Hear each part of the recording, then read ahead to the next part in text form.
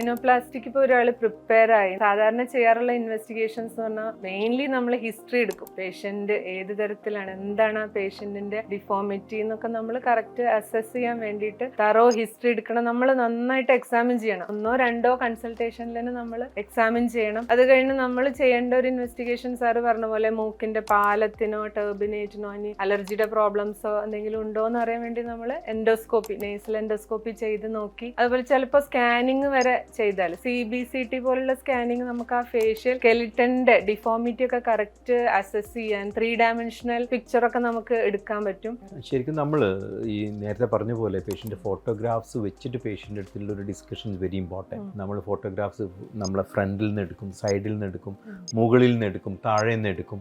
ഈ എല്ലാ ഡയറക്ഷനിൽ നിന്നും നമ്മൾ ഫോട്ടോ എടുത്തിട്ട് പേഷ്യൻറ്റിനെ ഇരുത്തി ഡിസ്കസ് ചെയ്ത് എന്താണ് പേഷ്യൻ്റെ കൺസേൺ, അതിലേതാണ് പേഷ്യൻറ്റിനെ അഡ്രസ്സ് ചെയ്യേണ്ടതെന്ന്. പക്ഷേ ചില കൺസേൺസ് നമുക്ക് അഡ്രസ്സ് ചെയ്യാൻ മാത്രം ഉണ്ടാവില്ല ചിലപ്പോൾ ആ പ്രോബ്ലം. അത് പേഷ്യൻറ്റ് നമുക്ക് കൗൺസിൽ ചെയ്ത് മനസ്സിലാക്കും. അങ്ങനെ നമ്മൾ പേഷ്യൻസിനെ അങ്ങനെ കൗൺസിൽ ചെയ്ത് മനസ്സിലാക്കി കഴിഞ്ഞാൽ മേജർ ഡിഫോമിറ്റീസും നമുക്ക് എക്സ്റ്റേണലി വളരെ ചെറിയൊരു 1-2 മില്ലിമീറ്റർ നീളത്തിൽ ഈ താഴെ കാണുന്ന, മുകളിൽ നിന്ന് സത്യം പറഞ്ഞാൽ ഫ്രണ്ടിൽ നിന്നോ മുകളിൽ നിന്നോ നമുക്ക് ആ ഇൻസിഷൻ കാണാൻ പറ്റും. ഇത്രയും വളരെ ചെറിയൊരു ഇൻസിഷനിലൂടെ നമുക്ക് മൂക്കിൻ്റെ ഈ ഭാഗം തുറന്ന് മൂക്കിൻ്റെ ഡിഫോമിറ്റീസ് മനസ്സിലാക്കിയിട്ട് അത് വീതി കൂടുതലാണെങ്കിൽ വീതി ചുരുക്കുക, അതേമാതിരി ഹമ്പാണെങ്കിൽ നമ്മൾ ഹമ്പ് ഈ പൊന്തൽ റെഡ്യൂസ് ചെയ്യണം, അതേമാതിരി സാഡ്ലിങ് നമ്മൾ നേരത്തെ പറഞ്ഞ പോലെ ചപ്പിയ മൂക്കാണെങ്കിൽ അത് നമ്മൾ ഓഗ്മെന്റ് ചെയ്യണം.